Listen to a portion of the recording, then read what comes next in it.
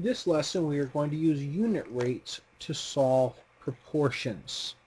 A unit rate, remember, is a rate over 1. Examples of unit rates are like miles per hour, and that's 1 hour, or miles per gallon, that's 1 gallon.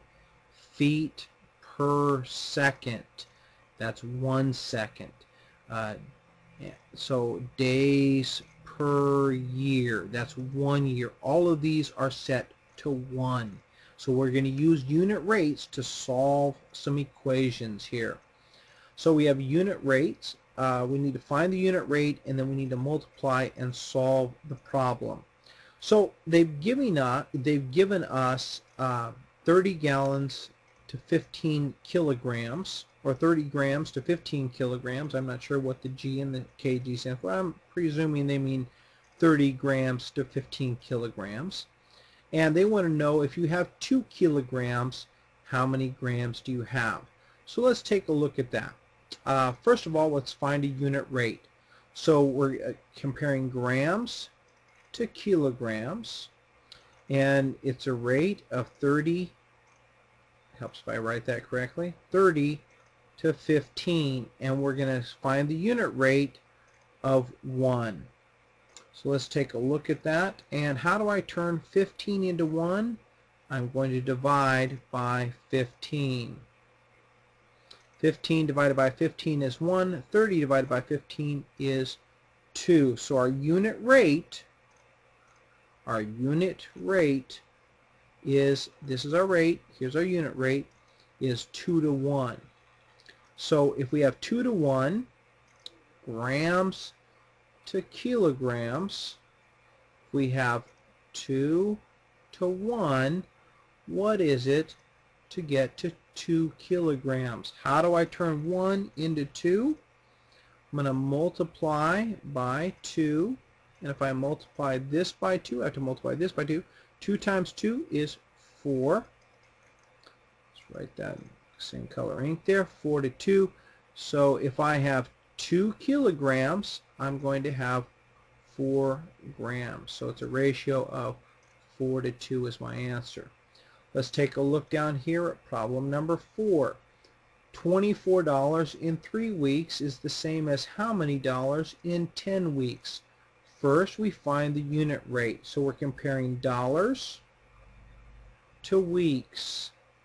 And it's 24 to 3. And let's find our unit rate. Our unit rate is over 1. So how do I turn 3 into 1? 3 divided by 3 equals 1. So we'll make a magic 1 of 3 over 3. 24 divided by 3. Well, 3 times 8 is 24, so 24 divided by 3 must equal 8. So my unit rate is 8 to 1. So now let's use that to solve for 10. So we're comparing dollars to weeks. My unit rate is 8 to 1. And they're telling me I need to solve for 10 weeks. So 10 weeks, how do I turn 1 into 10?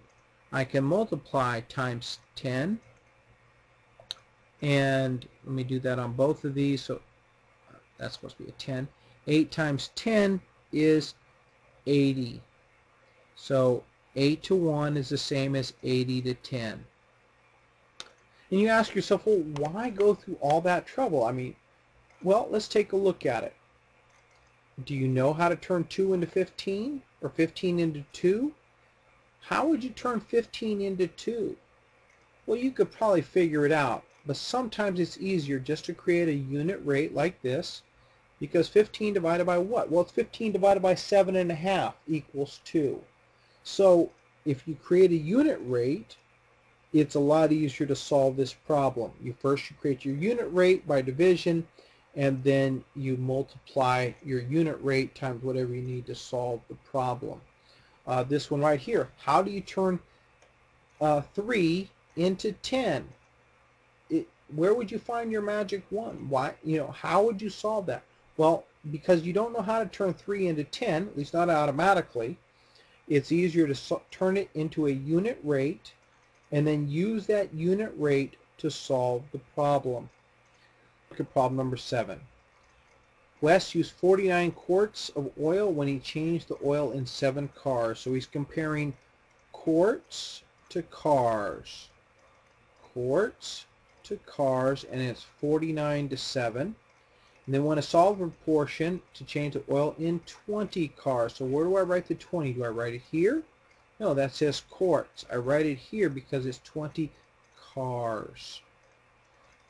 So a lot of times with our magic ones, we just looked and say, how do I turn 7 into this number over here? But it's really hard to see that here.